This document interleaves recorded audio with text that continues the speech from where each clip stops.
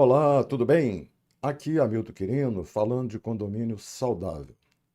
Nós temos sempre problemas nos condomínios onde moramos, onde trabalhamos. Mas nós sabemos que muito pior do que ter um condomínio com problemas é não ter o condomínio, não ter um edifício. Isso acontece quando as obras são paralisadas, quando são abandonadas pelo incorporador. Então, nós vamos ter um pré-condomínio edilício, vamos ter uma comissão de representantes, vamos ter que reunir os adquirentes, procurar um por um para poder retomar a obra. Nós temos uma experiência já de quase 40 anos trabalhando em retomada de obras. E temos aqui, inclusive, um livro, né, que foi o ícone, né, dessa situação, foi o caso Incol. Nós escrevemos, então, esse livro, Falência do Incorporador Imobiliário, caso Incol. Isso foi na década de 90.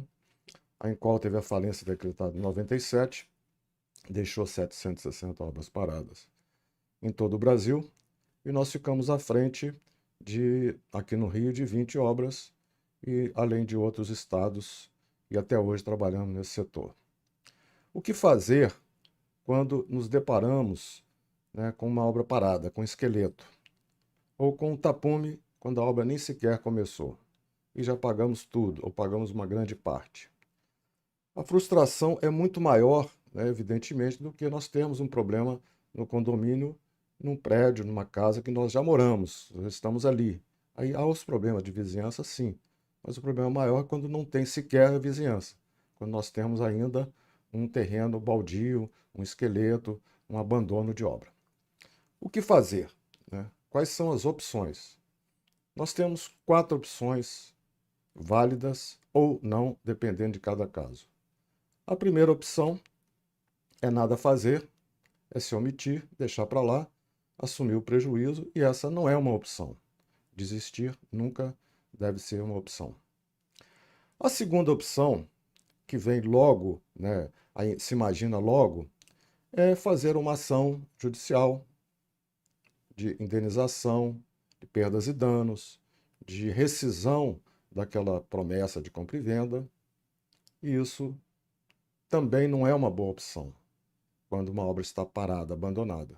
Temos que analisar a situação da empresa, se ela está em recuperação judicial, se ela está em processo de falência, se ela simplesmente está com outras obras paradas, embora ainda atuando, né? Então, muitas vezes, uma ação de indenização, uma ação de rescisão. Na rescisão, nós vamos rescindir aquilo que temos, que é uma cota de um terreno.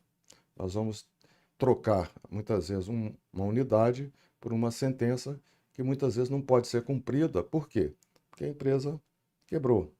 Então, nós não vamos ganhar, mas não vamos levar. A terceira opção é seguir a lei. Muito simples. Artigo 43, inciso 6º da Lei 4591, prevê a destituição do incorporador, mediante uma notificação prévia judicial para que ele retome a obra em 30 dias, sob pena de destituição, formação, né, do quórum necessário, destitui-se o incorporador e assume-se a obra. E está previsto tudo isso na Lei 4591, no artigo 43. No artigo 63 prevê a alienação das unidades por meio de leilão daqueles que não aderirem à obra, que não pagarem.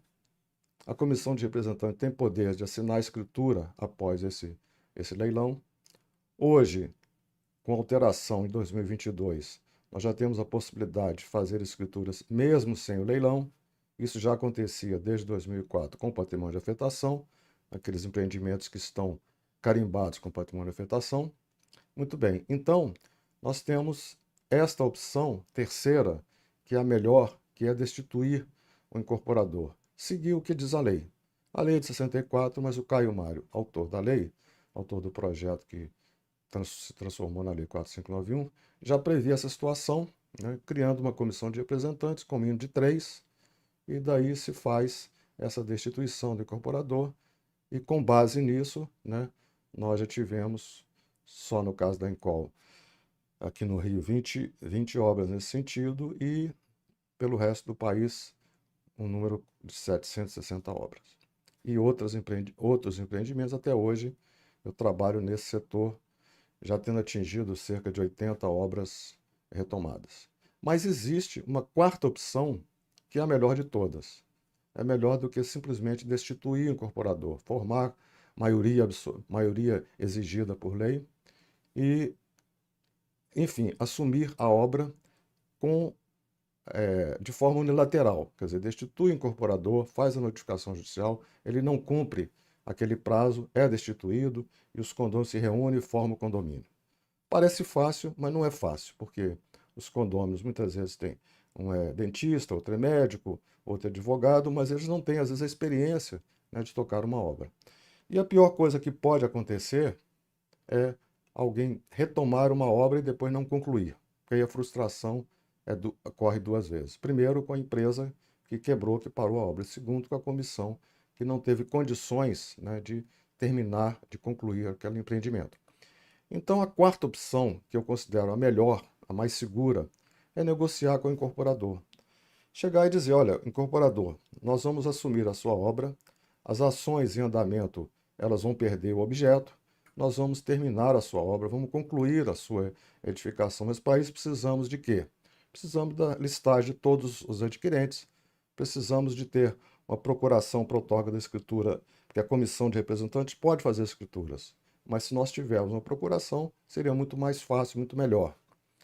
Nós precisamos das plantas. Hoje em dia, num simples e-mail, né, no WhatsApp, qualquer forma, você manda todos os projetos. Antigamente tinha aquelas plantas grandes, na época da Encol, aquelas plantas que faziam numa sala inteira para ter várias plantas, pranchas, né, dos projetos. Hoje em dia, basta um clique e você já tem tudo ali.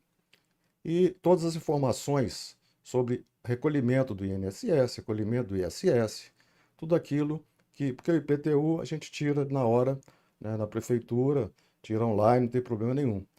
E se existe algum gravame, hipoteca, alguma coisa, também, né, se obtém isso instantaneamente. Mas tem informações técnicas que muitas vezes há necessidade de procurar cada arquiteto, cada engenheiro, cada empresa que fez determinado projeto executivo. Então, se você tem uma negociação com o incorporador, né, nós temos uma facilidade muito grande de retomar essa obra.